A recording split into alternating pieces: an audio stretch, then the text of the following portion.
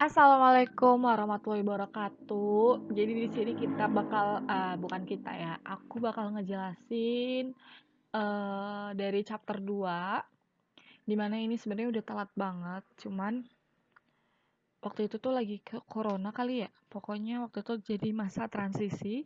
Jadi waktu itu nggak sempet buat video kayaknya ya, kayaknya seingat aku.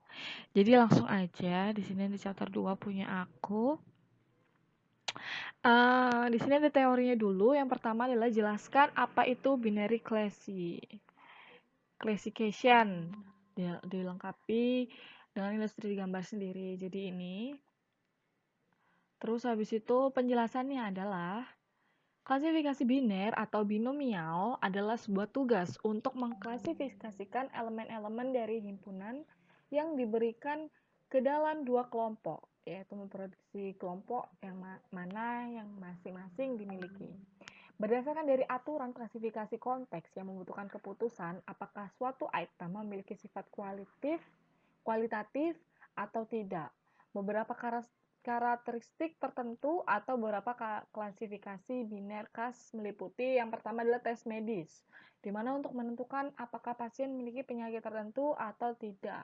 Properti klasifikasi adalah keberadaan penyakit. Lalu yang kedua adalah metode uji, yaitu pilihannya adalah lulus atau gagal, atau sebuah kontrol kualitas dari pabrik, yaitu memutuskan apakah suatu spesifikasi telah atau belum terpenuhi. Terus yang ketiga pengambilan informasi, yaitu memutuskan apakah suatu halaman atau artikel harus dalam hasil pencarian atau tidak. Properti klasifikasi adalah relevansi artikel atau kegunaannya bagi pengguna. Di mana klasifikasi biner adalah dikotomisasi yang diterapkan untuk tujuan praktis. Dan dalam banyak masalah klasifikasi biner praktis, kedua kelompok dua tidak simetris daripada akurasi keseluruhan. Misalnya, dalam pengujian medis, false positif mendeteksi penyakit ketika tidak ada dianggap berbeda dari false negatif, tidak mendeteksi penyakit ketika hadir. Lalu yang kedua itu jelaskan apa itu supervised learning dan unsupervised learning dan clustering.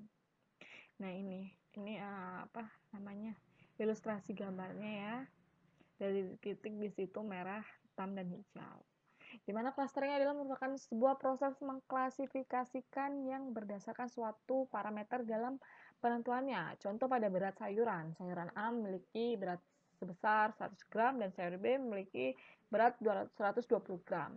Berarti berat sayuran dibagi dua parameter, yaitu lebih kecil sama dengan 1000 gram dan lebih besar dari gram. Contohnya pada gambar ini nih. Nah ini.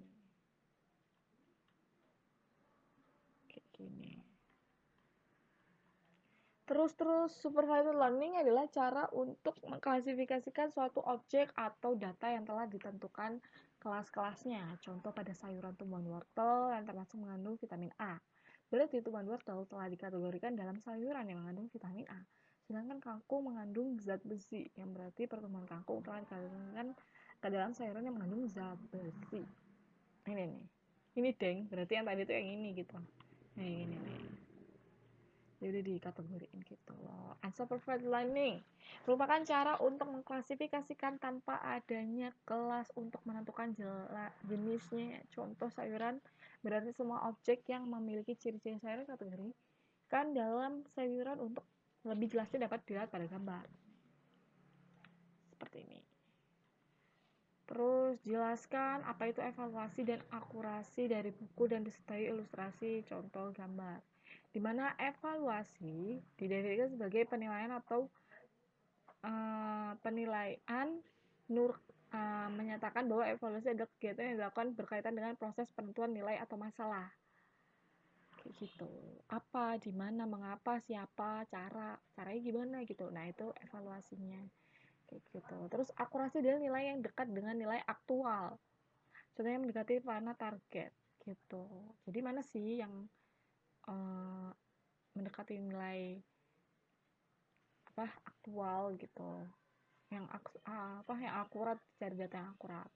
Terus kalau yang ini confidence matrix, jadi ada aktuali positif sama aktuali negatif. Terus ada prediktif positif sama predicted negatif gitu. Kalau true positif itu berarti nilainya 1, kalau false positif berarti 0.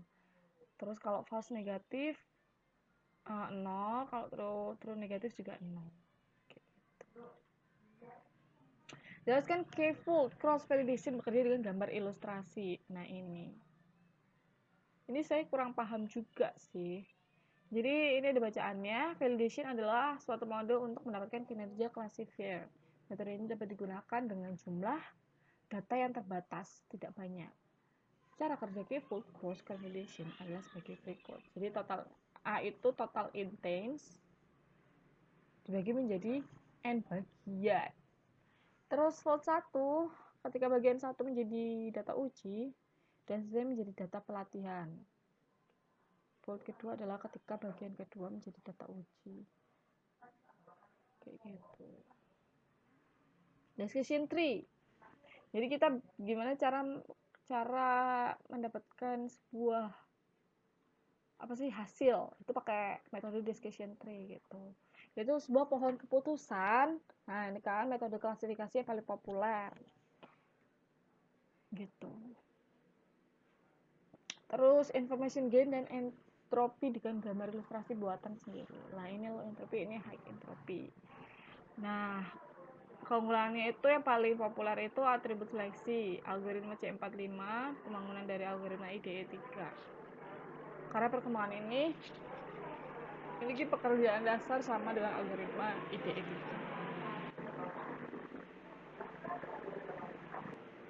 Terus di sini ada kita tuh soalnya itu kita disuruh ini kan, dicari dulu kan ininya. Terus habis itu kita dapat apa gitu kan.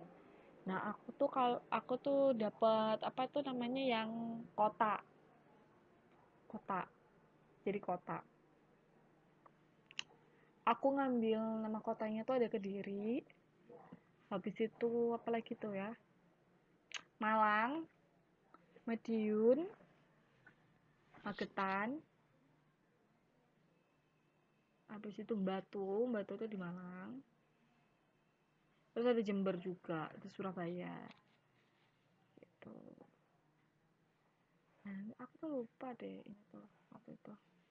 Ntar aku bukain dulu. Jadi ini tuh guys, pokoknya pas aku dapet yang print ini tuh dapetnya 1, dan 1 itu nama-nama kota gitu. Kayak aku bikin yang kota seperti itu. Terus ini errornya tuh aku lupa belum ini modulnya, belum terinstall modul ininya. Terus lupa lagi tuh. Nah ini menurut kembali datanya dari tahun 1962. Itu emang nggak bisa ya, karena aku nggak ngerti cara cari file tahun 1962 tuh kayak gitu. Sekian dari saya.